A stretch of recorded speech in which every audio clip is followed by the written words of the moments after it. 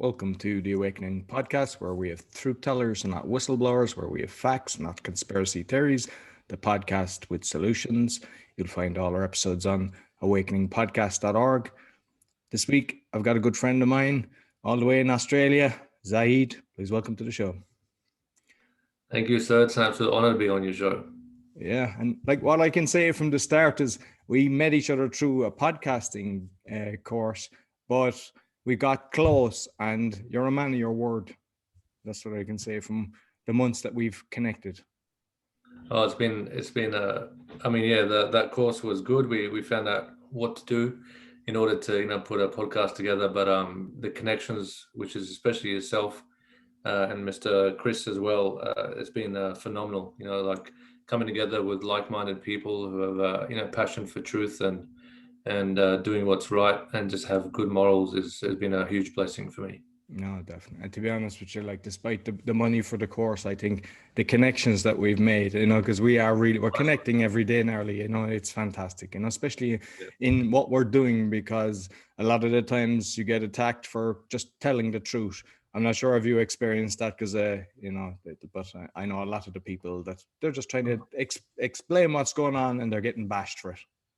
Oh, absolutely. And no matter what you say in terms of even posting things, whether it's on social media, when you post the truth and you post facts, it's still rejected in some ways by many people.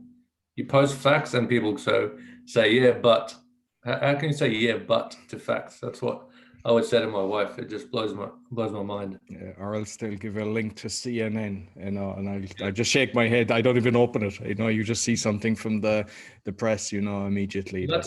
That's another really good point. Is when people link, they put a link to CNN, but then you put a link to something like Newsmax or another media source that's reporting something with facts, and they discredit that one. So why is CNN credible? Why is that news station not credible? It's ridiculous. Exactly. No, I'm finding, because I'm in a circle of a lot of people. I know people all over the world, and especially Americans. There's a few that are, say, like Biden supporter, and they constantly comment on any post that somebody puts about Trump. And the Trump people aren't doing the opposite. They're not attacking them when they're going, it just shows the mentality of that. I don't get it. True bullies, in my opinion. Exactly. Yeah. So first, I'd like to know, since you're in down under, what's happening with the lockdown there? Because we see a lot on the news. You might just give us a quick update on that one. Yeah, well, I mean the news, isn't it? Like if you come visit my town here, we live in a regional part of Australia along the coastline, which is absolutely stunning. It's paradise out here. Life is normal. Everyone's going to work. No one's wearing masks around here. Excellent. And when you see someone with a mask, you kind of look at them funny. Like they stand out. So my wife and I have been talking about how truly blessed we are. We're in a part of Australia that I think because Australia has states like America, and instead of governors, they're called premiers. And so our premier in New South Wales is the state that I'm in. I think has been quite reasonable in terms of she manages Sydney as well. That's part of our state, biggest city in Australia. And Sydney had a little bit of their lockdown, just like the whole country did when COVID, the flu first came out. And but it was managed quite well. And I think her intention was just to get the state back in operation, and she did really a great job of it. So I don't usually give props to many people in government, but I think she actually did right by majority of people. Wow. Even when there was clusters, whatever that's another funny term. When there was clusters, there again didn't take drastic action. So yeah, we're quite blessed, and another state, majority of Australia is actually life is normal. And it's only Victoria which became so totalitarian that it was worse than almost any country in the world, which is the state at the bottom of Australia, the coldest state. That just became beyond ridiculous, that place. So, but they're thankfully getting back to normal life as well. So majority of Australia is quite good, actually. Quite blessed. That's good to know, because just from things that Probably I've not what seen, you did on I was news, just right? assuming it was going to be like that all around. It was worrying for me, so that's good to hear, and it's nice. You're right. There's very few politicians that are doing right at this day, but when somebody does, take your hat off to them. So it's The good. funny thing was that same politician that I'm referring to, there was a big scandal out in the news for about a month about her, that apparently she had an affair with another politician and all this sort of stuff. And again, people were buying into it and people were calling for her to stand down. And you could just see she was the only premier in the country that was doing right by people. And all of a sudden, there's a scandal about her. No coincidence, right? Yeah, But thankfully, she stood her ground and she persisted, and she's still there. yeah, no, perfect. Another thing I'd want to just bounce off you before we go into the Iraq, because I really want to talk to you about, Iraq, was I was shocked when I saw a video of the politicians. This is on the opposite end of the spectrum. We have the good boys and the bad boys, and they voted in about the abortion issue up to is it hours before a baby is born? And I posted that in terms of Queensland. They just re-elected the premier up there, and they voted in almost, it was a little while ago before this election, but they voted in that they could pretty much abort babies up to 9 months. And if you read into it, read the fine print, the reason could be that the mother is not happy with the gender of the baby. That's the reason. So that you could actually you could murder a baby who's 9 months old and fully functional. that's unbelievable, isn't it? Yeah. 9 months in the womb. Sorry, yeah. Yeah, no, because I was thinking it was like for the ingredients for the bad boys, because they're putting that into the injections as well. It's sick, and people are unaware of that, but yeah. And while we're on that, so as you can see, we've got Jesus behind me. We've got some Aramaic print, which is thousands of years old. That's my heritage from Iraq, the Christians of Iraq. What's disgusted me as well is there's been a lot of Catholics and all that stuff endorse Joe Biden. And again, I don't want to get too much into politics here, but the reality is Joe Biden. If you go onto the what's it called, that organization that does abortion in America? Gosh, I've gone blank. Whatever it is, yeah. They're the opposite of pro-choice or something like that. If you go on their actual website, it's a whole blurb about Joe Biden, how he's pro-choice and supports and promotes abortion. So the Catholics that are out there, I'll call you all out. The fact that you're actually endorsing and shaking Joe Biden's hand, you're a disgrace. You're disgusting. You're a disgrace to the church. Yeah, I think, to be honest with you, I got kind of thrown off religion because I grew up in Ireland. I went to a Christian Brothers school, and that in itself was kind of eye-opening. But just like recently, there was in a nun's convent, there was like 800 bodies found, and it was brushed under the carpet. And the politicians tried to vote recently and they did vote, but I think it's going to get overturned because there was such an uproar that the information would be hidden for 30 years. My goodness. Yeah, and that's the worst thing. And like, I've listened to a lot of your shows, and one of the things that I heard and I really liked from one of your guests was that there's plenty of people kind of preaching the Bible and talking about it, but actually doing what's said in it, just being ethical and just doing the right things. And that's what you kind of, and that's important, just do it right, do what's right, whatever your beliefs are, but just, be ethical, be humane, and care for others. Well, I posted something on social media, which I think I stand by, and it's a quote by Edmund Burke, and he said, "The only thing necessary for the triumph of evil is for good men to do nothing." Being silent in itself is a big sin, and not do anything when you see evil. Exactly. And I think a lot of us with the podcasting as well, we're getting our message out, and we're stepping away from, we're not doing it for monetary reasons. We're stepping away from other things to get the message out. And we do a lot of research. So, sometimes there's some of us doing 10, 20 hours a week, even more, just to find out the truth, because we have to be very careful as well, because if you spread misinformation, you're not only attacked, you're ridiculed, and your name is gone straight away. So, we're trying Exactly. to And you care for hurt the humanity. credibility. And you hurt the credibility of the others who are trying to do the right thing.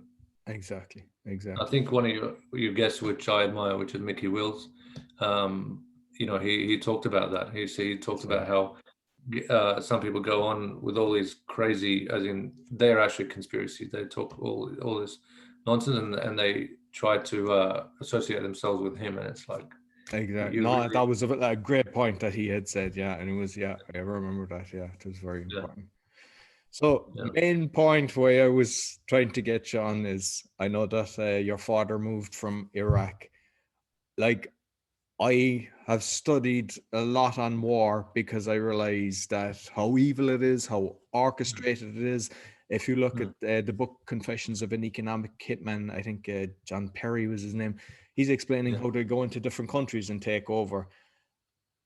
I know you have more first-hand knowledge, because we all hear of the heroes that come back in the coffins from the Territorial Army or the USA, and every life matters. But I don't even know that the majority of them know what they're out there for. But they never mention the millions that are affected in the country itself, and that disgusts me, to be honest with you. Yeah. Well, I mean, when we moved to Australia in the 80s, I was very blessed. My father, who I look up to as a hero, he is quite a smart man, educated man. He was offered scholarships in, I think, 5 different universities around the world, Germany, USA, and prestigious universities as well, even in London.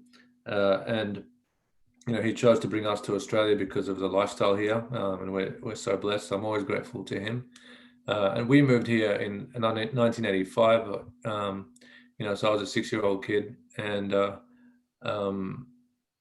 I basically grew up in the Iran-Iraq war. Like that's all I knew. So that was normal to us. Growing up in that environment. But the key thing is that the wars, speaking from a economical point of view, absolutely decimated and destroyed Iraq and turned it into a third world country. Like when we came here, 1 Iraqi dinar was actually $4 It was the Iraqi dollar, or dinar, was the strongest dollar in the world. So it was a superpower. Right now, it's 1 American dollar is around 1,200 Iraqi dinars. And I was reading in that book, it's bankrolling Basra, and it's a territorial army guy who actually worked in a bank, high level, who went in there. And he's saying that what they did is, with the currency, they basically changed the currency because they said, we need to take Saddam Huisen off the banknotes. And they were basically just taking all the cash off the people and charging them commission. But that was their way of starting that. Yeah. And I mean, the amount of war crimes that have happened, and in particular to, I suppose, my culture, which is the Christians in Iraq. I mean, they've been persecuted and murdered, and just in every shape. And the amount of genocides that we've gone through that never gets publicized. There was a genocide just recently in 2014, which was ISIS moved into Iraq, and that was funded by the Obama administration. It's on record for that, by the way. I've even seen pictures where they had the military American tattoos with the guys with the masks on. So yeah, but that's all. Yeah. You won't see that on CNN or BBC. Yeah, but I mean, so for me, I mean, the history of Iraq so far, just in my lifetime, it's all been war. In the time I've been on this earth. So I was born basically in the Iran-Iraq war. We left. We came to Australia. We were actually supposed to go back to Iraq in 1990 when my father finished his PhD, but the Gulf War happened. So we ended up obviously staying, becoming residents and citizens of this beautiful country. So the Gulf War happened, and then sanctions were put on. That was from George Bush Senior. He went in there, and they took Iraq out of Kuwait because all that happened, and then sanctions started, and that's when the economy just went under, like, completely. And then in 2003, George W. Bush decided to go out and take Saddam Hussein out, the dictator. Now, when that happened, that took the country to a whole new low, because even though Saddam Hussein, yes, he was a dictator, if you ask any Iraqi living here or overseas, unless they're a little bit messed up in the head and not all there, any sane Iraqi, ask them, was the country better while Saddam Hussein was in power? They'll all tell you yes, emphatically, because Saddam Hussein kept the fanatics out of, at bay. And he was able to, he ruled obviously with an iron fist, but he kept all the fanatics out. He didn't treat the Christians that badly, to be honest. As soon as he was taken out of power, that's when everything went to crap. The Iranians have been invading the country. Those suicide bombings. There was no such thing as a suicide bomb, by the way, in Iraq prior to 2003. That didn't even occur. They take Saddam Hussein out, it just becomes a natural thing. I had a priest that was kidnapped and tortured after that happened in 2006, and he talked about the fact that when a bomb went off in Baghdad, it got to a point where people didn't even turn around to see what was happening. That's how common it was. Wow. Yeah, so that's how much, I suppose, war has affected, the country that I was born in. And I could go on and on and on. Yeah. Because I remember the videos where they were shown when he was caught and basically, murdered, assassinated, whatever. If that was any other leader of any other country, it was upward. Even though he was a dictator, how did that feel to see something like that? I was in disbelief, to be honest. I thought, because there was a lot of rumors that Saddam Hussein had doubles, and it's well known within the Iraqis that he had many doubles. And if you look at different pictures of him, you can kind of tell. There was times where he looked like his whole facial structure, his jawline was different. So I immediately thought that can't be him. He can't be in some little dirt hole in the ground with a beard and all this sort of stuff hiding out there. It just didn't make sense. It looked quite set up to me. Yeah. Honestly, for him to be in that way, even dressed the way he was and looking the way he was, it just didn't make sense. It could be like another Operation Paperclip, where the Americans brought all the Nazis over to, America. Yeah. There's even talk that Hitler went to Argentina, that he never actually died either. So it's very hard to get the total truth with a lot of these things. Yeah. But no, I mean, the Saddam Hussein that was in court was definitely him, because they put him on trial for months and months and months, because you could hear in his voice, his defiance. Yeah, that was definitely him. All right. Okay. Yeah. I mean, you still have, contacts, relatives in Iraq, schools, the education system, have they decimated that as well? What's the current situation there? Yeah, I mean, one of my aunties is actually in Iraq, and she's doing great work over there. I know some of the priests that are over there. It's mainly the churches, to be honest with you, that are actually bringing some form of normality. Obviously there's still over 20 million people there. In the northern part of Iraq, where a lot of my people are, there are churches and schools and whatnot going on. But you're talking about people that a lot of them have had 5 to 10 years of their education taken out because of war. The effect of war is not just physicality. I know a lot of women that had multiple miscarriages because of the chemicals in the air. A relative of mine was one of them. So again, I could go on and on about all the different effects, but I mean, school right now, look, we do have hope. I know that the Prime Minister of Iraq recently prior to the election, met with President Trump, and there is talk of them rebuilding in some way, but I suppose a lot of it depends on how the election goes as well in the States, because I know for a fact, and no matter what people will say, that if Trump doesn't actually get his next term, we don't hold high hopes for Biden and his crew, because they're part of the reason why Iraq is where it is today. And I know that, is it Lockheed Martin and the construction companies that come in through America, they kind of have open contracts. It's not a bidding system like everywhere else in the world. And I assume they just pass the bill on to yourself then and extract it in oil. You know, they're basically taking your assets away and, you know, prevent you from rebuilding your country. Because if you look at it, you know, the purpose is to kind of remove a dictator and bring democracy. I mean, I have seen pictures and they have decimated it. Yeah. That was 17 years ago. Where's the economy? It's still, and the reality is that economists have said that if Iraq was left to be and to actually to have security, to be you know, a government that runs everything fairly and you know, with true democracy and to operate as an economy, it would only take 2 years for it to be back to where it was. That's how much resources and wealth is in that country that's just been shut down for the good part of 30 years. Yeah, unbelievable. Yeah, just no, because I like that book that I read, and you know, he just explaining everything, and even like the English trying to organize everything. It was like the Americans were pulling the strings and just saying no. You know, when they were having the right decisions, they had better results in Basra, and you know, they were trying to replicate it, and not. They were just told no. So you can see that it's intentional. They do not want to improve a country, and you know, it's sad because the majority of people don't actually get this knowledge. You know, they just think, oh, we're after destroying a dictator. No, Iraq is 10 times better, and you know, it's totally opposite.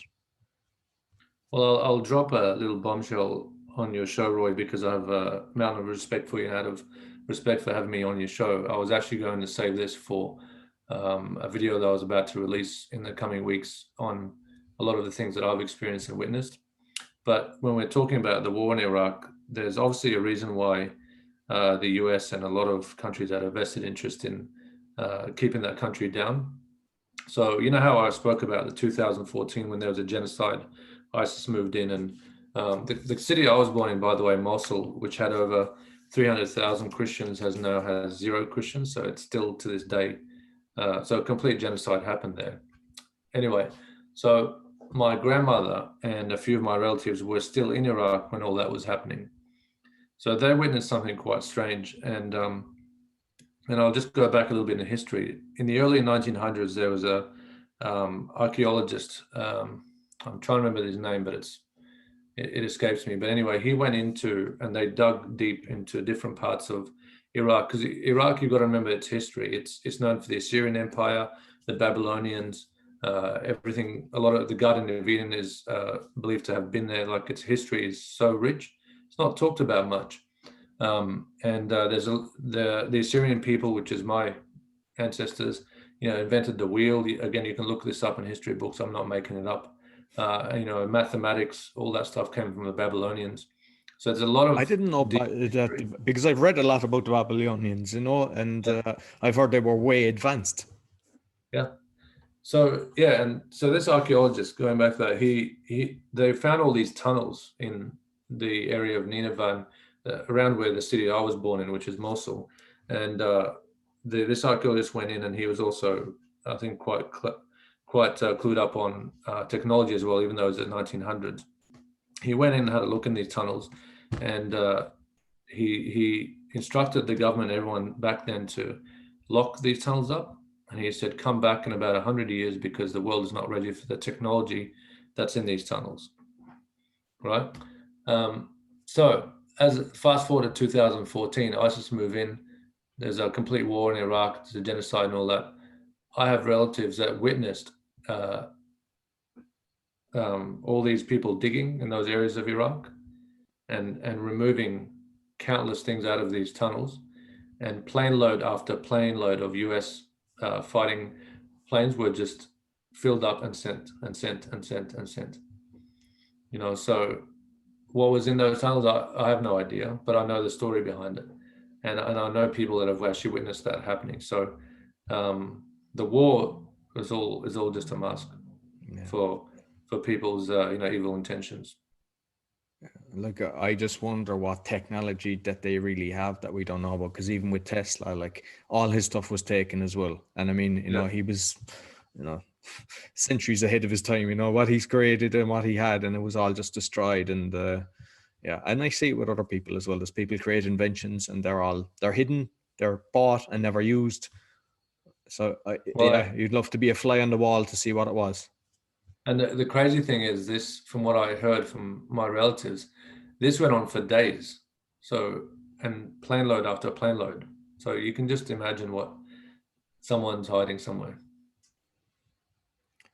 Yeah, that's what frustrates me with everything at the moment. Because like you have a government, you have a court system, you have the military, Yeah. and it's like you said at the start, bully boys. Like they do what they want. It's not for the betterment of mankind. It's not, it's just to do. I mean, we're more knowledgeable with all the stuff we're researching. It's kind of scary what's going on. But like when you look at that, it's annoying. It must hurt as well coming from your country, knowing that they're taking your assets, something that probably know that they would understand it better, could potentially, maybe it was an energy system, who knows, but you know that'll be buried for, we might never know. Hopefully it'll be exposed. I mean, and one thing I just want to touch on as well, I mean, there was a time in my life when I was a teenager, and I was a very angry child, a very angry kid. And the reason I was so angry is because I knew about a lot of this corruption. A lot of my family were deep into the military, because you're forced to go in the military in Iraq. And because I'm blessed to have uncles, and my father was with amazing work ethic. They didn't actually just sit by. They actually performed obviously really well in military. So they went quite high up. One of my uncles was about 4 down from, the top rank of Saddam Huisen. So a lot of them knew about what was going on in terms of, the very, very easy one is the stealing of the oil, but a lot further and deeper into that, and how things were planned and all that stuff to destroy Iraq, and also things about Jews and all these other things. So I found out all this sort of stuff as I'm growing up, right? So I was quite an angry kid, and I suppose in 2014 I was a guy that was telling everybody that, hey, there's a genocide going on in my country, and people didn't believe me, but it was happening. I had family over there. I had my uncle, who's the archbishop, have all his churches decimated. Over 45 churches were destroyed, and all this stuff was going on, and the media wasn't reporting it. It was just heartbreaking. So I'm going around to even churches just to tell them, hey, this is going on. We need to raise some money, send it over there, because there's over 400,000 people displaced that are homeless in the northern part of Iraq. This was all going on in 2014, and even when I tell people about it today, this is all news to them. So if you look back at some of my social media posts back from 2014, I was calling out people like the Obama administration, all that stuff, for their corruption and what they were doing and all that stuff. And everyone was calling me crazy, back then. I mean, not to my face, of course, because they weren't there. But what I'm really happy about what's happening right now is like your podcast is called Awakening. There's so many awakenings going around the world, and people are waking up to the corruption that's there. So I feel like we're in a great time. It's a great time to be alive, because I don't feel alone in terms of seeing all the corruption that's going on around the world. And it's only a matter of time, I believe in my heart, that it'll all come out.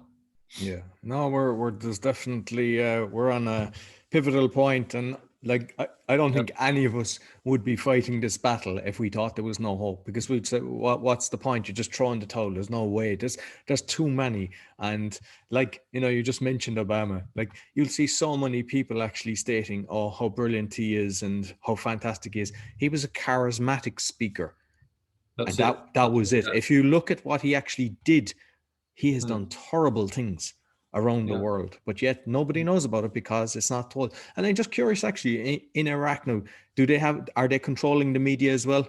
Is it the same kind of thing that I'm not sure, but I mean, there's not much control at the moment in Iraq. That's the problem.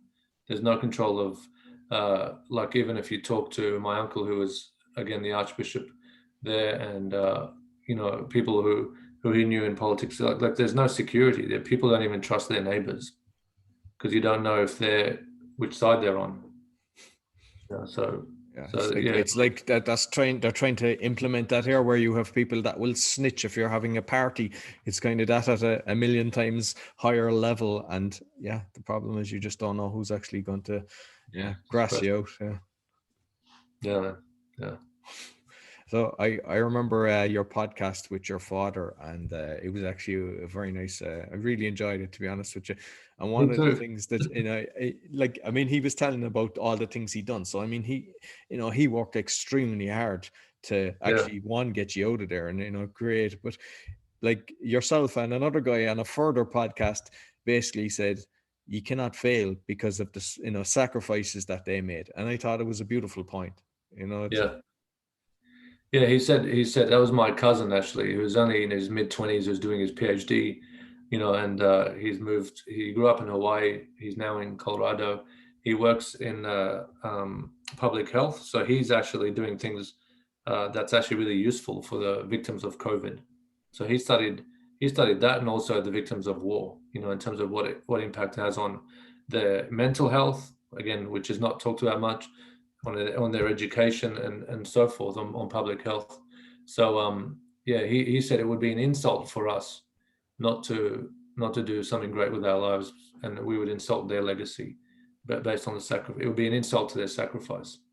no, exactly. Yeah, No, no, yeah. I thought it was There's no wonderful. there's no excuses, and that's the thing. My father, I mean, I still use his example for inspiration, because he was doing his PhD while we were all little kids, running amok, and and this was his schedule almost day to day. He'd be in the university from 8 in the morning or 9 in the morning till about 5 o'clock at night, in the evening, sorry, in the early afternoon, and then he'd come home, play with us, help with homework and all that. He may have a quick nap, obviously have dinner, and about 10 o'clock he was out the door, and he was working in the newspaper factories, folding papers till 4 or 5 in the morning, and he did that for 5 years. And Incredible. not once did I hear him say he was tired. And I even said it on the podcast where I had him on the show.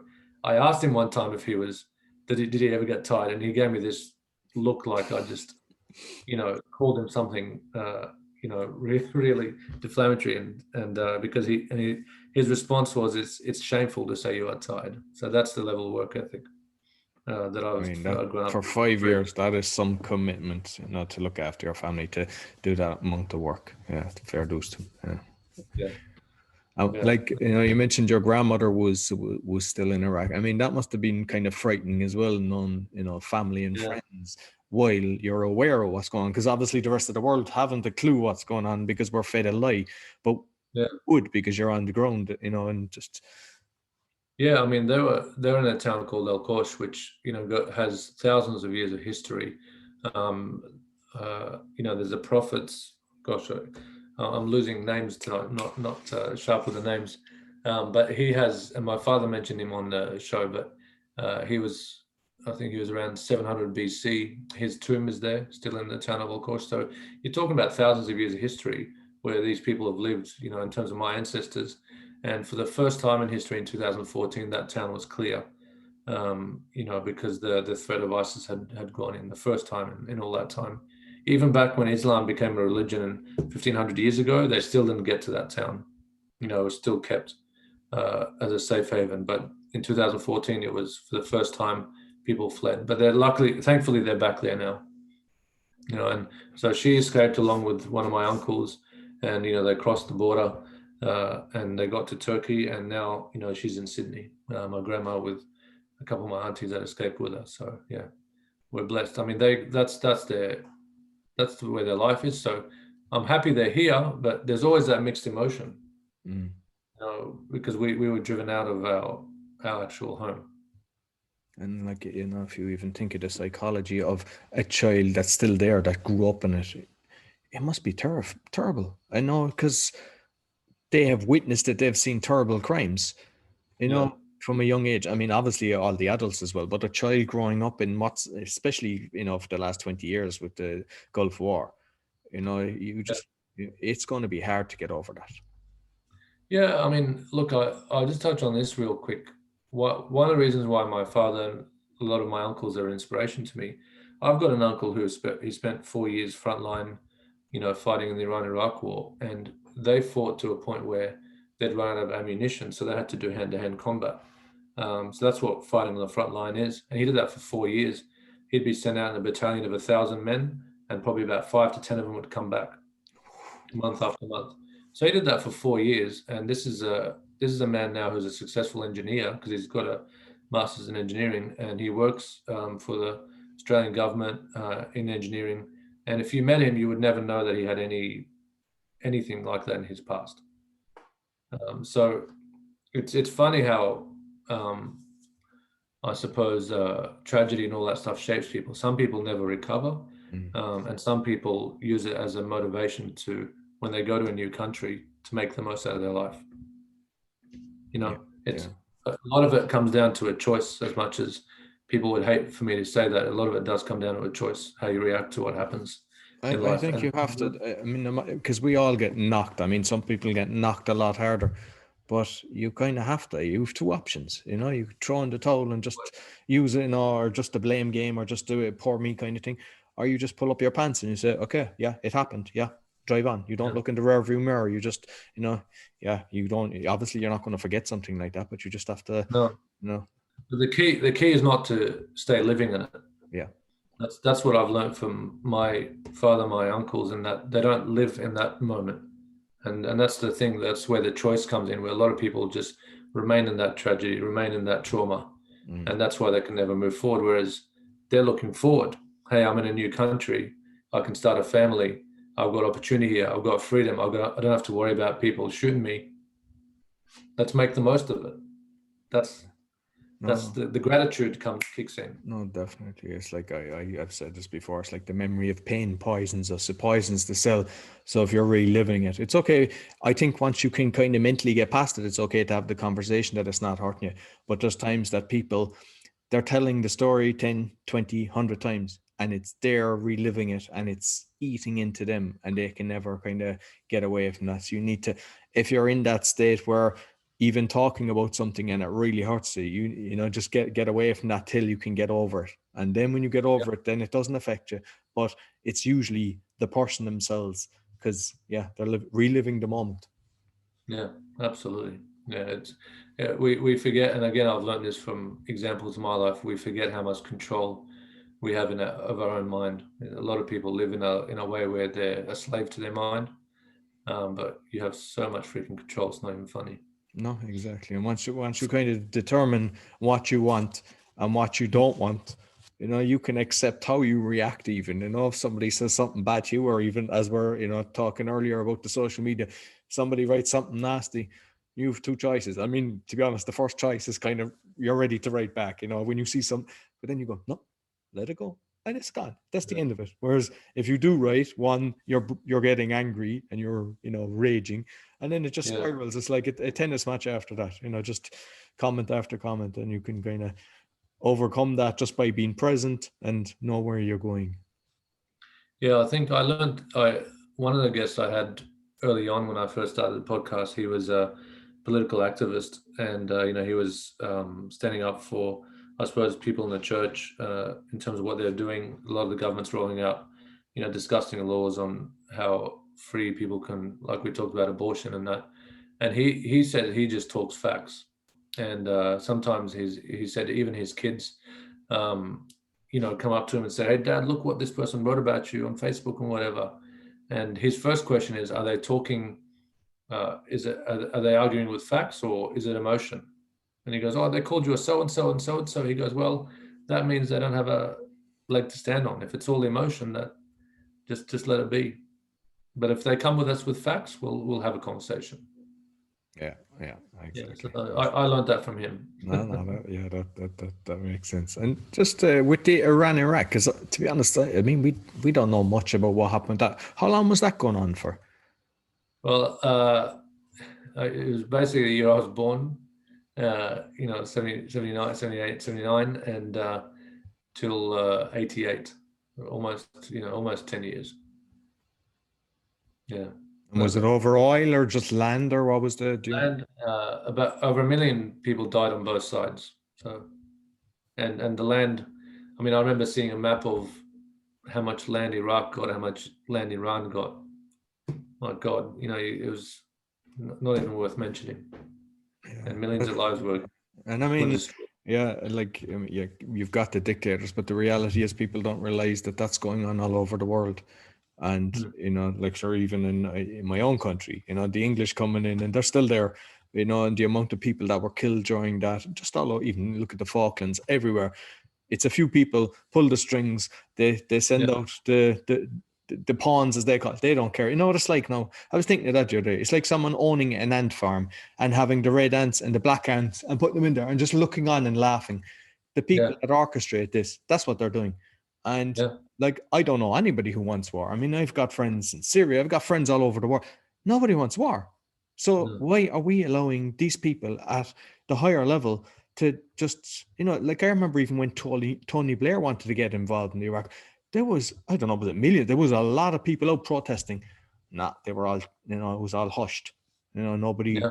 became aware of it. So it's not as if like all the English were kind of supporting this. Of course, once they start looking at the news and all the information and, you know, weapons of mass destruction, I'm not sure, I think it was somebody was saying it recently on the show, you know, showing a little cube, and yes, the whole world went in on Don't that. get me, don't get me started on the weapons of mass destruction. I mean, that's so you've got George W. Bush, Obama. These two men, in my opinion, have got more blood on their hands from Iraq than any men alive at the moment. So George Bush went on into Iraq, took out Saddam Hussein, based on, you know, a complete lie, weapons of mass destruction. They never found those weapons. They never existed. Saddam Hussein was actually complying with the UN at the time. If you remember, uh, if you're old enough like me, you know, you to remember. But Saddam Hussein was actually complying with the UN, showing them what they had. But then the US was not agreeing with the UN and saying no, he still has it. And George Bush persisted with that. And again, you know, hundreds of thousands of lives were lost. Country was decimated. Um, uh, I'll give you this as an example, Roy, in terms of the war crimes that happened in Iraq. There were actual underground shelters for women and children that has tens of thousands of women and children in there and all that stuff, and they were bombed and destroyed. And the US said that they were an accident. Now, I've got a lot of men in my family who are military trained, and I'm not just talking with a rifle, you know, weaponry, nuclear, you name it. And they knew for a fact the only way to bomb those shelters was specific weapons that were intentionally, you know, targeted there. You know, so the crimes are, you know, it's just beyond even our comprehension what happened there. And, you know, George Bush went in there, and the thing that shocks me to this day is that man was never put on trial for that. Like, how is he still today walking as a free man, where he went in and created a war? And even John Howard, the Prime Minister of Australia at the time, he went along with it. There's a lot. What was it called? The Coalition of the Willing or some crap like that went in on that war. And yeah, it was all a lie. And no one has. And people to this day, and this is the thing, people to this day trust the governments and trust the media. Like COVID is an example. And there's so many examples in recent history, old history, that shows you that you should never trust the government, you should never trust the media. I can go into so many examples about how the media just gives perceptions that's not the reality, as you know, and but people continue to trust them. Yeah. So, and Obama, he funded the ISIS movement. Initially, he funded them. They were called the rebels. So they were, and he funded them so that they could take out President Assad of Syria. That's what they funded him. But then that turned into ISIS. That turned into a movement. You know, the Islamic State of Iraq and Syria. That's what ISIS stands for. So they created a genocide. Where was Obama and his administration? Where was Obama when all our people were getting slaughtered? So they went into Mosul, the city I was born in. They did exactly when Islam was created as a religion. This is exactly what happened to our country 1,500 years ago. It repeated itself in 2014. They said you either convert to Islam, die by the sword, or pay a Sharia tax and live by the Sharia law, or you leave the town with only your clothes, nothing else. How do I know they said that? Because the prince of ISIS rang my uncle, the archbishop, and told him to tell his people that. So a genocide occurred there. 300 plus thousand people displaced from their homes. Tens and thousands were slaughtered, and I'm talking not shot, beheaded. Girls as young as 6 and 7 years old were sold as slaves. A lot of them are still missing today in northern Iraq. And these were Christian girls, Yazidi girls, sent as slaves to all these people in Mosul. All this went on, and the Obama administration was nowhere to be seen. So you created it, mate. You did nothing about it. Same with George W. Bush. But I think that, in my opinion, Obama is actually worse, and he's hailed as a hero. Yeah. I mean, if anyone who's listening to this podcast just hears me out, because I'm talking truth here, I'm talking facts, just facts. Do your own research. If you don't believe me, I'm telling you people firsthand experience. People that are that close to me that have actually had this. The Prince of ISIS rang my uncle. You can go through 3 podcasts ago in my episodes, and he explains the story. So that all happened. Obama did nothing about it. It's on record that Obama funded these people, Biden and Obama, his administration, and they did nothing about it when a genocide, no different to what happened to the Nazis, what Nazis did, and again, nothing was done about it. And this man is still hailed as a hero, Obama. It's disgusting. Yeah. No, it is. Yeah. By the way, guess who was one of the few men that sent aid to Iraq after all that genocide? Trump. Yes. Yeah. That's why a lot of Iraqis voted for Trump when he was up against Hillary. I mean, that's all you have to do. That's before he was president or even running for election. Yeah. No, that's shocking. I mean, but it doesn't surprise me and it's going on all over the world. And the problem is, someone will look at the newspaper, or they'll look at the radio, and they'll realize something is a complete lie, and they'll go, look at them, they're lying. The next day they'll post something else, and they're sharing that. Yeah. You have to basically do not trust the newspapers. I know there's a few now that are coming out. I even forget the name of them, because at one stage it was like the Guardian. I thought they were good because they were exposing like the kickbacks with the pharmaceutical industry, and there was always good articles. But I saw within a few years, they're no longer good boys either. You cannot trust anything they're saying. The best way is like this, talking to people that know people on the ground and getting the real true facts. Like there's actually I mentioned about the guy in Syria. He was telling me that, I don't know, was it his mother or grandmother? I think it was his mother, that her washing machine broke and he wanted to send her money. And the amount of rigmarole, hours and hours to go through what it was for, proving everything. And it was through HSBC Bank. That's the bank that is the most corrupt in the world for money laundering. And it's like, you just need to look at these things, every single thing, just re-examine everything, question everything. And I can't send money to Iraq right now. Yeah, same thing. I can't, because it's blocked. It's closed. I don't know, was it Iran or Iraq? There's another friend of mine. I know she was doing a charity, like a GoFundMe page for children, and she was raising, and they stopped it. They just pulled it off. They just made it disappear. So, like, are they trying to tell us that they're helping people there? At the end of the day, they're extracting, not only, we don't know what they extracted from the ground that the architect discovered, but the oil, and, devaluing the currency and decimating it. But I always believe, Zahee, that knowledge is power. The more you are definitely surrounded by the right circle, even in, the archbishops. Like I see, I've listened to a lot of the people you've on your show. They're not like your typical, there's some of the religious people that are bad boys as well. I know some people don't want to hear that, but you've got the right circle around you. And, it's actually nice to see, to be honest with you, that exists, because I had lost faith at one stage to thinking that they're all bad, it really, Well, because again, that's what is portrayed, isn't it?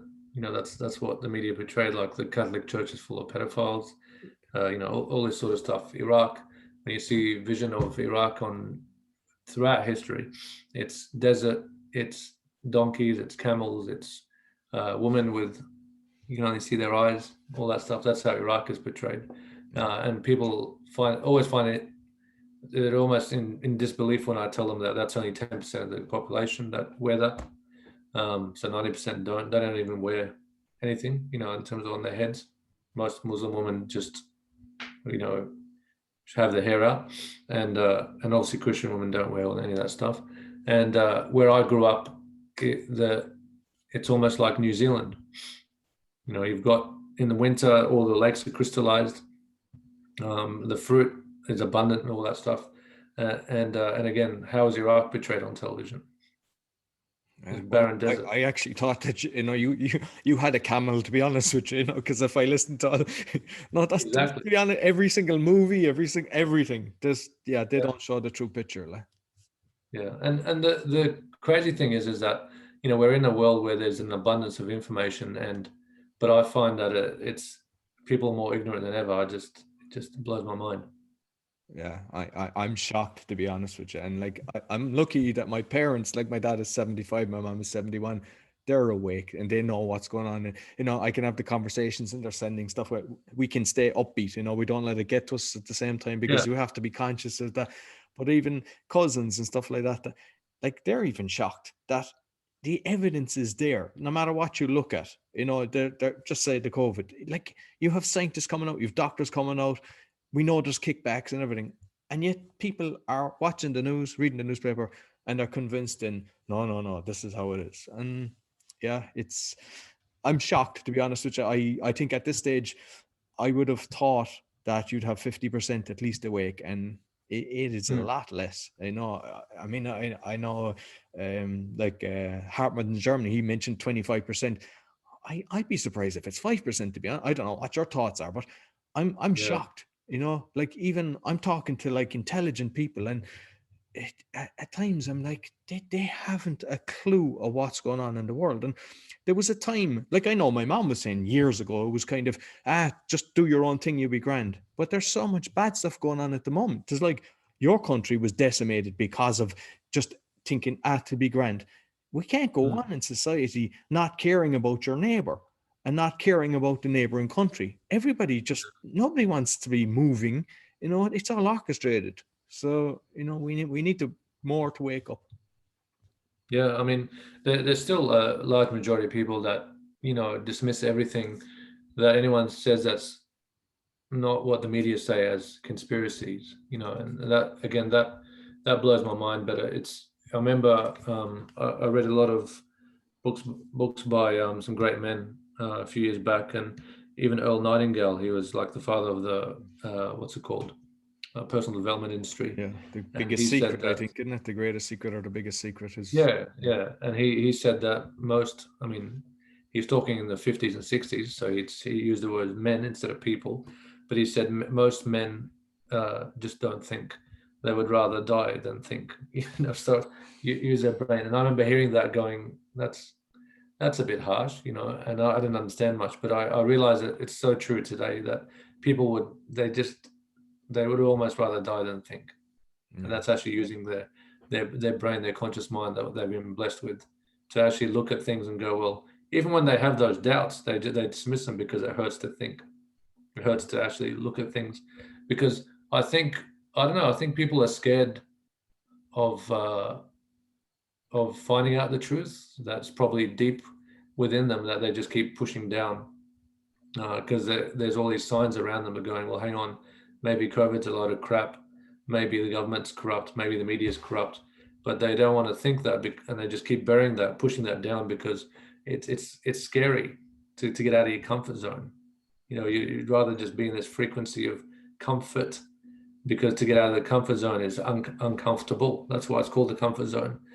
So they're just scared of doing that, and because it feels so safe to be, under the news, under the media, and just comply. That's a lot easier than actually using your God-given talents and brain.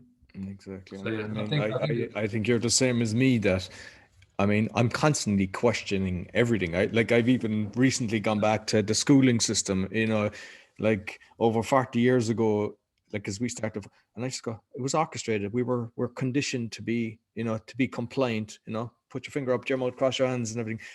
And I think with what you've just said, I think it's people's ego.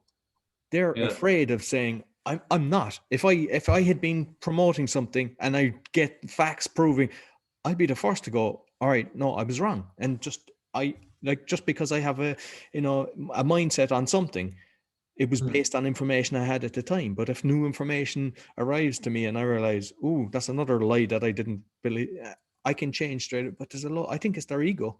They're ashamed to kind of, put up their hand and go, oh, I had a different thought process. Well, I mean, for me, I'll give you a quick background myself. Early in the year when COVID first came out, I believed it. I thought it was a pandemic. I honestly did. But the thing is, I don't think you have to be that smart to question it. There was a lot of things going on that I just went, well, hang on, that doesn't make sense. That doesn't make sense. That it just kept. And the more things that happened, the more things that the government said, I just went, well, that's what made me look past it, because there was so many things going on. And when they were talking about vaccines, and I'm like, hang on a minute. My father spent his whole life studying human diseases and animal diseases, and he's told me himself, well, hang on a sec, that vaccines take at least 10, 12 years to create. He's also told me that microchips are possible and that can be inserted in anybody. And I'm hearing, so it didn't take long to put two and two together. And even things like, okay, so if it's a virus, if it's a flu, then we need to get out there and get some sun, get some vitamin D, get some zinc, do all the things get our exercise, a lot of, and then one thing I learned from my father is every disease, down to the common cold, comes from stress. Yes. That's where every sickness starts from the worst cancers to the common cold. It all starts from a negative vibration, a form of stress. So then I'm looking at all this and going, well, no one's talking about how to boost the immune system. And so, like I said, I don't think you've got to be that smart to, like I said, I believed it and then realized, hang on, what all these questions started. And it didn't take long to realize it was a full scam. No, definitely. I mean, now it's facts. Yeah. And now it's facts. What's the organization in America? The governing health organization, the CDC. Yeah. I mean, it's on their website. It says the recovery rate for people under 40 is 99.92. It's on their website. And like they're infiltrated as well, but they were even showing figures of deaths and everything, and they reevaluated it, and it was like 6% of the figures they were going out first. And again, that's data, that's facts. Yeah. So how do people still wear masks? It cracks me up. Yeah. The ignorance and stupidity. And look, I did talk about how positive in terms of this year has been because a lot of people have awoken, but I can't help but to talk about the negative, which is it's also exposed how stupid people are, like and ignorant. This year has shown me how people are so afraid of actually using their mind. I totally agree with you. I am shocked. I never thought that the amount of people that aren't thinking it could be so high. It's frightening to be honest. Well, I mean, eventually they'll come on board, because when it's all out there, they'll be like, oh, so it wasn't a conspiracy. No, it wasn't, you stupid idiots. Yeah, but they won't go up and thank you, will they, for all you've been doing to try to help them. Like, so, I mean, that's the one thing. If you are on the fence, because I mean, sometimes people are on the fence, just remember, if there's people out there dedicating their life to just get you the information, don't be attacking them, because they could easily just do the same as yourself and just sit down and watch CNN and read a newspaper and just get on with their own life. That means people care. And, maybe you should appreciate what they do instead of attacking them. Absolutely. And Mickey Wills, I mean, he said a great example on your show as well about he had a friend of his who was attacking him on social media. And he asked his friend, do you trust the media? His friend said, no. Do you trust the government? Answer was no. Well, have I given you any reason not to trust me? No. Then why are you attacking me, you fool? Yeah, he didn't say that, but that's just me. But that's another example. Most people, if you ask them, I think would actually say, no, I don't trust the media. And they say, no, I don't trust the government. But then look at your actions. Yes. If you don't trust the media, if you don't trust the government, just have a look at yourself, have a look in the mirror, and is your behavior matching what it's coming out of your mouth. Exactly. Yeah. So I'd like you might tell us a bit about your podcast, because like I listen to it, I enjoy it, and you might just let people know what it's about. And you've had some very good guests. You might just give us a quick list of a few of the ones that you've on. Well, yeah, I mean, my podcast originally, it's called the MCC, which stands for Modern Christian Collective, and the primary aim of it, for me, it was almost like a self-help.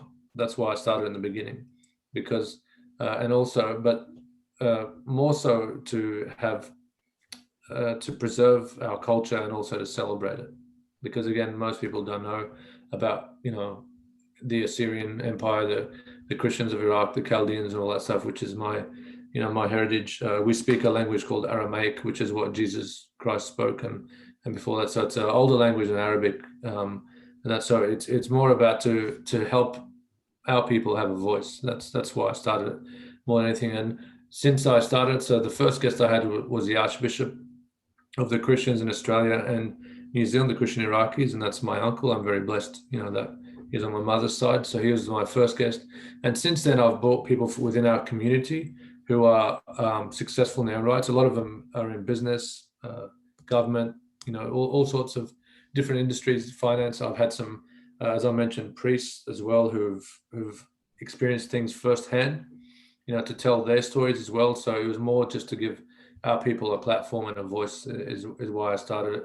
And it keeps developing into more and more, so I'm very, very pleased of how it's going there. And, a lot of our people are tuning in, and people like yourself, which I really appreciate, Roy, outside of our community are tuning in as well. And that was also the plan as well. So that obviously it expands globally, and these stories are heard. Yeah, and now, you ask some really, very good questions. I know you go deep, even with the Archbishop and everything, stuff that I wouldn't be expecting, but it's intriguing. So I'm not going to tell you what it is. You need to actually tune in. So how can they actually find you? What's the link for the? I know your YouTube is big with a lot of people actually watching the show. Yeah. Yeah, I think our community is, they love this sort of, they don't know what Spotify is. A lot of them, they don't know what, Apple, what's the other one? Apple podcast is, but they like the actual visual side of it. So generally on YouTube, if you just look up the MCC podcast, that's us there. We're growing as subscribers and views. So it's quite pleasing how it's going, but we're looking at expanding even more. There's a guest that I had on just last week who is creating a short film, and it's basically a story about a father and a daughter in that time that I described in Iraq in 2014, and they're creating a short film, and the people that he's got working on it, I interviewed his exec producer, who's a guy by the name of Darren McFarlane, who also did the short film for the horror movie Saw, and he's done a lot of big movies as well. So they've got some quality people working on it, and I'm going to help them bring that up because they want to create a TV series out of it as well. So we're looking at expanding in multiple ways, not just the podcast as well, and turning this into more of a multimedia, even like a radio station. So yeah, it's just the beginning. No, fantastic. And I'll put all the links on the description before, so people can actually find it on whether they're listening on the podcast or YouTube. Listen, Zahee, you've opened my mind even more. I mean, I always think I know something, but every day I'm learning something more. A lot of the stuff was tough to hear, but I think people need to hear it. So thank you very much. And let's hope that somebody who saw maybe some of the military that were actually extracting that from the 100 years that the architect had closed up, maybe they can let us know what it was. Yeah. Yeah, who were part of it as well. There've been people who are part of it that know this stuff. So yeah, exactly. I'd love someone to come out. We'd like to know. Yeah. Yeah. So thank you very much, Zahee. It's been a pleasure. Thank you, sir. Thanks so much for having me. So that's all for the Awakening Podcast. You'll find all our episodes on awakeningpodcast.org. We're on BitChute. We're on YouTube. Give us a thumbs up, share with your friends, and tell everybody what's happening. Until next week, take care.